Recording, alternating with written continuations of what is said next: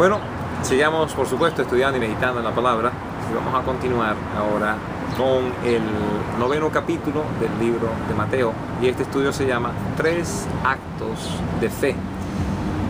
¿Por qué 3 actos de fe? Bueno, vamos a leer desde el versículo 1 hasta el versículo 17 del 9º capítulo de Mateo, y ahí nos vamos a dar cuenta cómo la fe mueve a estas personas. Vamos a comenzar, por supuesto, con la oración y luego seguimos con la lectura. Señor, gracias nuevamente esta bella oportunidad que tú nos das, Señor, de estudiar tu palabra.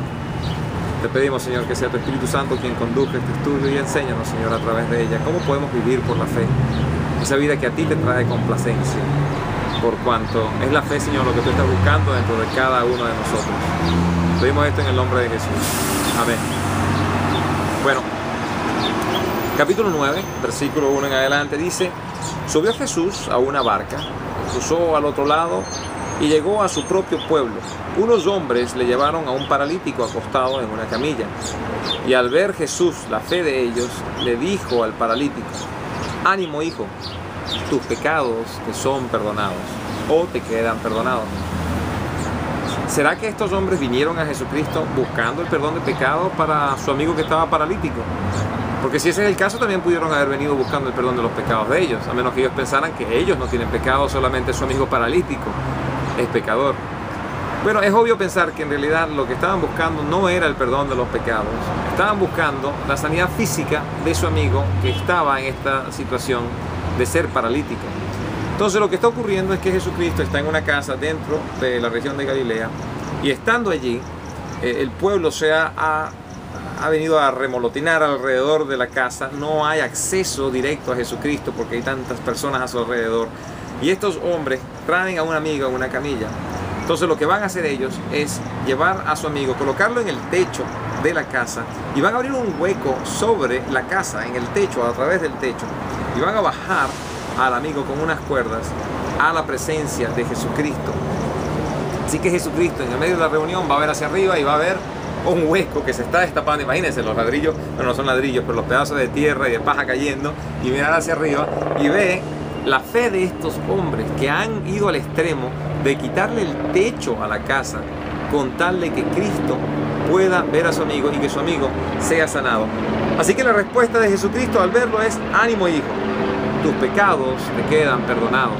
¿Por qué tus pecados? ¿Por qué no simplemente sanarlo físicamente? Bueno, Jesucristo, siendo Dios, reconoce que lo más importante que nosotros podemos recibir es la sanación del alma. Y para la sanación del alma hace falta el perdón del pecado. Si Jesucristo hubiese sanado físicamente a este hombre sin sanar su alma, el hombre hubiese sido ahora una persona con una salud física, pero con un alma destruida por el pecado, y va a continuar pecando. Pero Cristo le está dando la oportunidad de que reconociera cuál es su necesidad más apremiante: la sanación del alma, el perdón del pecado.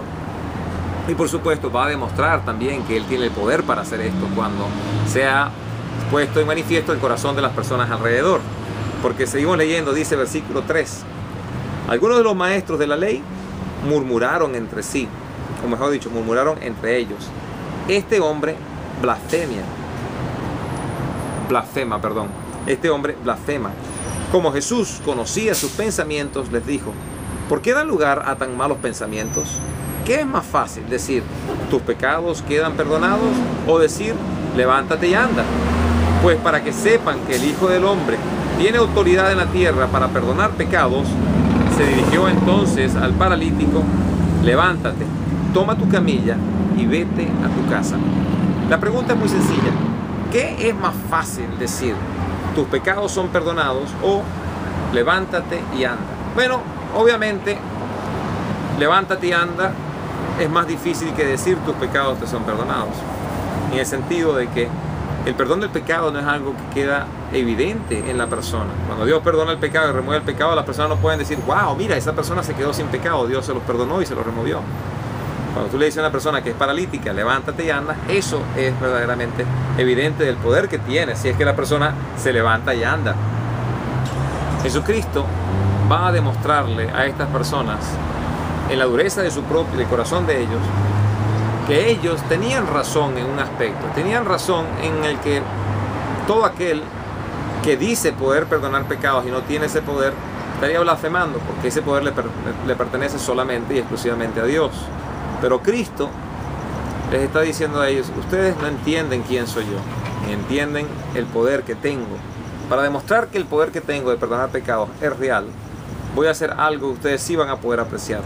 Y le dice ahora al paralítico: levántate, toma tu camilla y anda. Y en el momento que el paralítico responde a esa orden, dice: y el hombre se levantó y se fue a su casa. En el momento que el paralítico hace caso de las palabras de Jesucristo, queda evidente de que es cierto, de que Él tiene el poder no solamente de sanar físicamente, sino también que tiene el poder de sanar espiritualmente, o sea, el perdón del pecado. Y al ver esto, la multitud se llenó de temor y glorificó a Dios por haber dado tal autoridad a los mortales. ¿Será que nosotros tenemos el poder de perdonar pecados? No, solamente Dios tiene el poder de perdonar pecados. Lo que sí tenemos nosotros como mortales, con el conocimiento de la palabra de Dios, es la oportunidad de hacer llegar estas verdades a otros mortales, para que ellos, al reconocer el poder de Dios para perdonar pecados, se humillen ante Él, reconozcan su pecado, la salvación a través de Jesús, y reciban ese perdón, y reciban junto con el perdón la salvación del alma.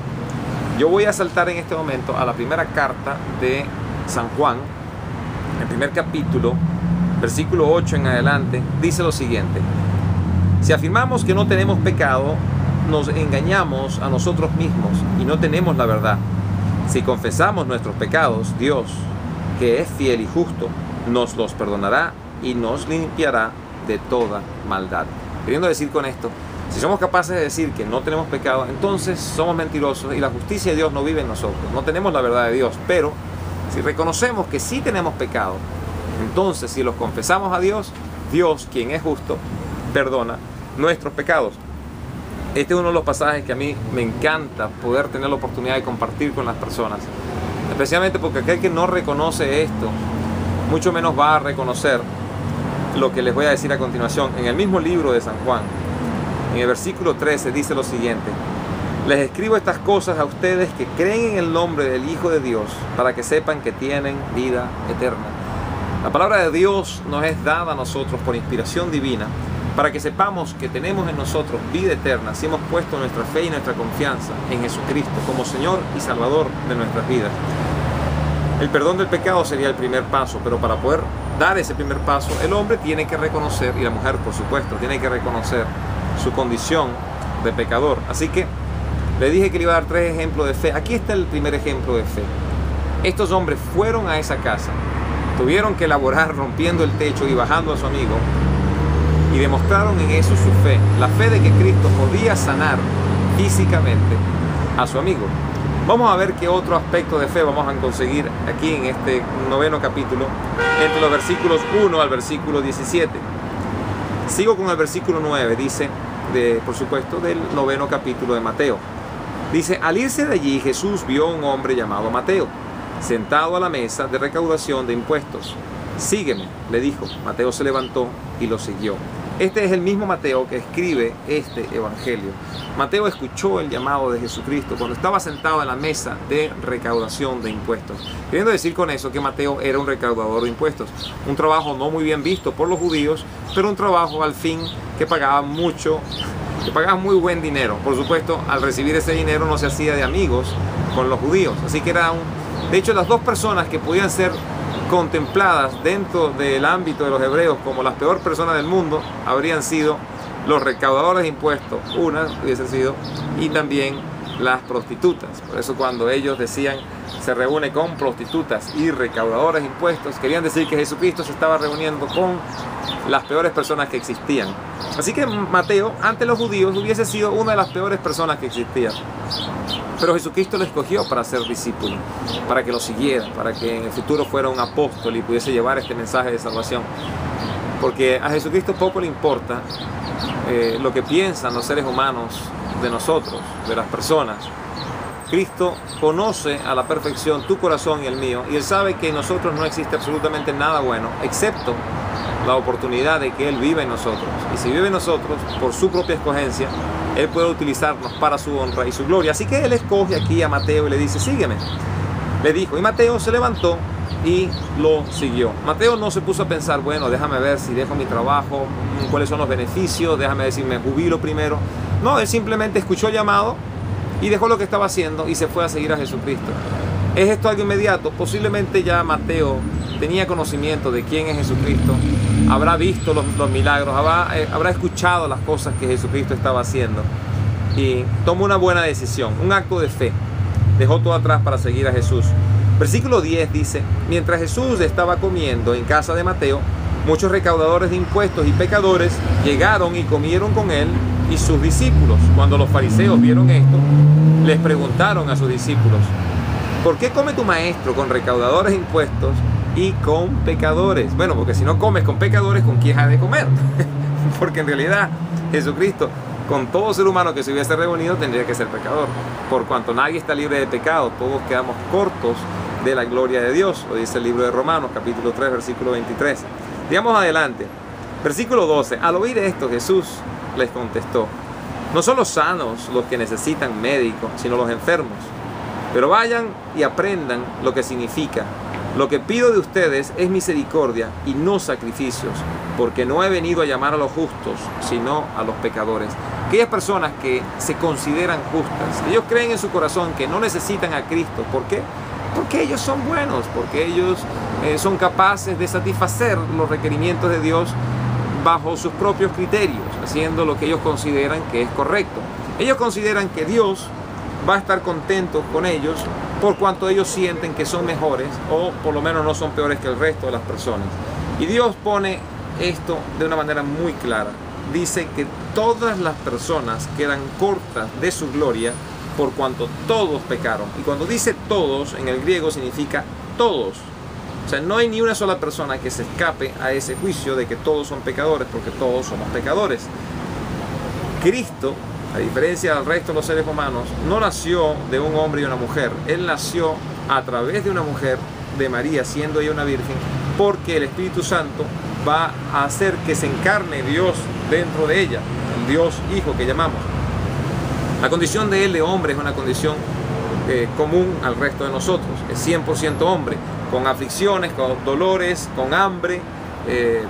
No voy a decir con enfermedades, porque como nunca pecó, no existe enfermedad tampoco en su vida, pero dolores sí, porque dice la palabra de Dios que es un hombre conocedor del dolor y afligido, y eso lo pueden conseguir ustedes en el libro de Isaías, en el capítulo 53. 100% también hombre, él es la manifestación física de el Dios invisible.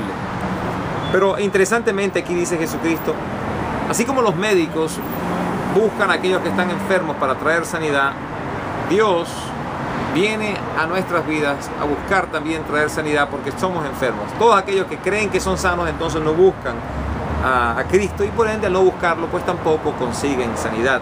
Hermoso como él lo plantea aquí de una manera muy sencilla. Dice: pero vayan y aprendan lo que significa: lo que pido de ustedes es misericordia y no sacrificios. Hoy en día hay personas que piensan: bueno, mi sacrificio le ha de complacer a Dios, así que esta es la clase de vida que voy a vivir. Voy a caminar de rodillas unos cuantos metros o kilómetros, quién sabe cuántas veces al año, para satisfacer un deseo de Dios de que yo me martirice, o voy a golpearme para martirizarme ante Dios, voy a pasarme el resto del día de rodillas y eso complace al Señor. Y aquí Dios dice: no, lo que yo estoy buscando en tu vida es misericordia.